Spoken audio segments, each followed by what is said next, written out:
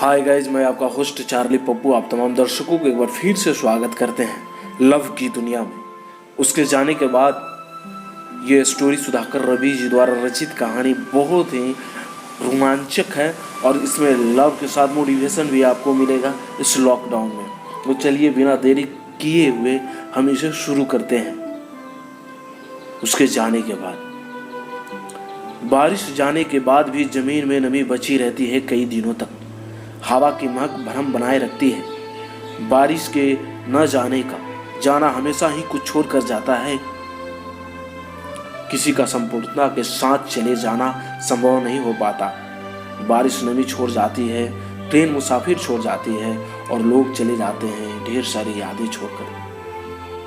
लड़के ने ये बात तब से माननी शुरू कर दी जब लड़की जाने से पहले आखिरी बार उससे मिलने आई।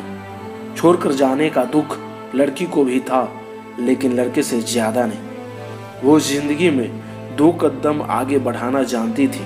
पुरानी यादों की मिठास से घिरकर खुशबुएं फैलाने का हुनर उसने सीख लिया था। वो नहीं चाहती थी कि लड़के से मिला स्नेह जहर भरी हवा साबित हो।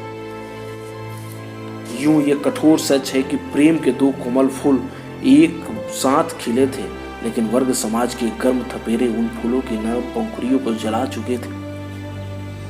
महीने भर पहले लड़की की शादी तय हो गई थी। अलग होने की तारीख और वजह मुकर्रर कर दी गई थी। एक दूसरे के प्रति समर्पण, आपसी समझ, एक दूसरे को पसंद करने से अधिक बड़ा कारक धन और वर्ग समाज की तथाकथित उच्चता का होना होता है। लड़का समझ नहीं पा रहा था कि ये नियम कब और किसने तैयार कर दिया। लड़की शादी का कार्ड देने आई थी और लड़का उसके होने वाले पति की तस्वीर देखकर ऐब पर ऐब निकालता रहा। लड़का लड़की को जी भर देख लेना चाहता था। दोनों की आंखों से प्रेम के आंसू बिना अनुमति से निकल रहे थे।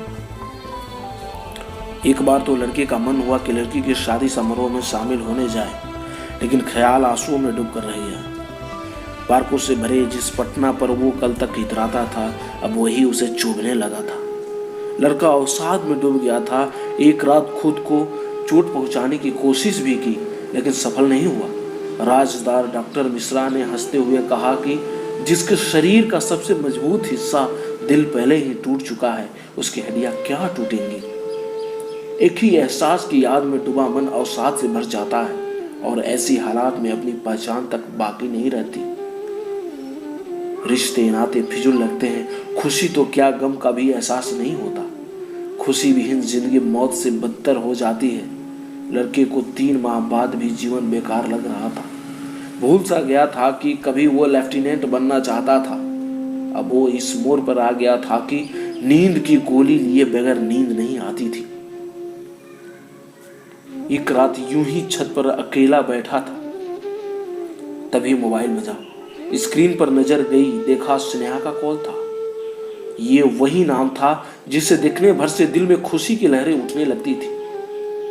आज भी वही आलम था, लेकिन दिमाग के लिए इतना खुशियां एक साथ स्वीकार कर पाना मुश्किल साबित हो रहा था। हेलो सौरभ।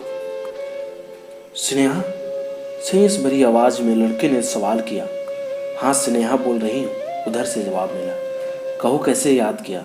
बस कैसे हो, पढ़ाई कैसी चल रही है? कुछ खास नहीं। हे भगवान, तुमने मुझसे वादा किया था कि पहले की तरह पढ़ाई करते रहोगे। लड़का हूँ हाँ कर बात टालने की कोशिश करने लगा। खुश तो वो बहुत था, लेकिन इस सवाल के जवाब में कुछ कह नहीं सका।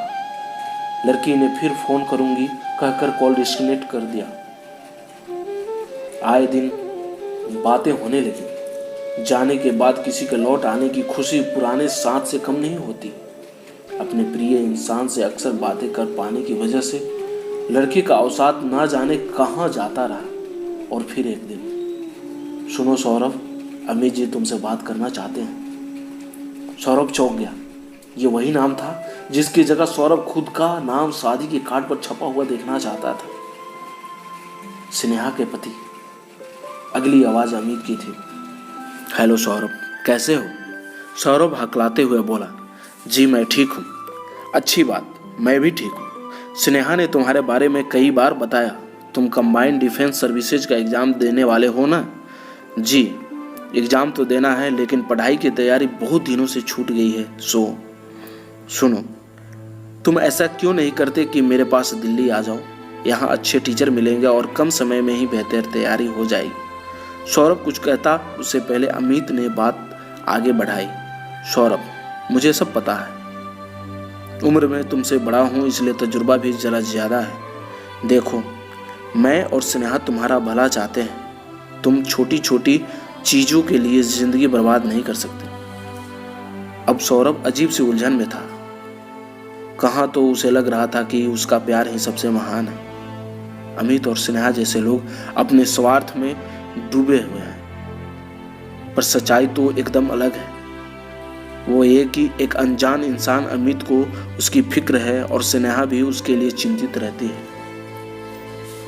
सौरभ ने रूंधे गले के साथ अमित से कहा, नहीं, मैं दिल्ली नहीं आ सकूंगा, और फोन डिस्कनेक्ट कर दिया। 3 साल बाद सुबह का वक्त था। लाडला बेटा रॉकी प्ले स्कूल जा चुका था। अमित ड्राइंग रूम में आराम की मुद्रा में पसरा हुआ था। यकाएक उसने आवाज़ लगाई, स्नेहा, अरे यार, एक कप चाय का हकदार तो कम से कम मैं हूँ ही। स्नेहा पर्दे के पीछे से झाँक कर बोली, चाय क्या साहब, पकौड़े भी ले आऊँगी। दोनों हंस पड़े। थोड़ी देर बाद चाय लेकर वो ड्राइंग रूम में घुसी। सौरभ ने कहा, चाय के साथ पकौड़े से काम नहीं चलेगा, गुलाब जामुन मंगवा लो। स्नेहा ने कहा, ऐसा क्या हो गया बाबा। अमित ने अखबार का फ्रंट पेज उसकी आंखों के सामने कर दिया। वहाँ सैन्य अकादमी देहरादून की पासिंग आउट सेरेमनी की तस्वीर छपी थी, जिसमें उन दोनों का प्यारा दोस्त सौरभ खुशी से उछलता नजर आ रहा था। स्नेहा ने कहा, थैंक यू अमित, सौरभ को सही राह दिखाने के लिए। अमित ने हंसकर जवाब दिया, ये सब कंजूसों के फंडे हैं। अपन तो गुलाब जामुन के बिना कोई बात सुनने वाले नहीं हैं। तो दोस्त, ये था उन दोनों का एक प्यारा सा कहानी, जो अपने दोस्त को लास्ट तक कामयाब बना दिया। तो शायद आप भी अपने प्रेमी से या प्रेमिकाओं से ये उम्मीद करते होंगे कि आपको वो सही राह दिखाए। तो चलिए चलते हैं, अगले एपिसोड में हम मिलेंगे एक और प्यारा सा स्टोरी के साथ। इसके लिए धन्यवाद।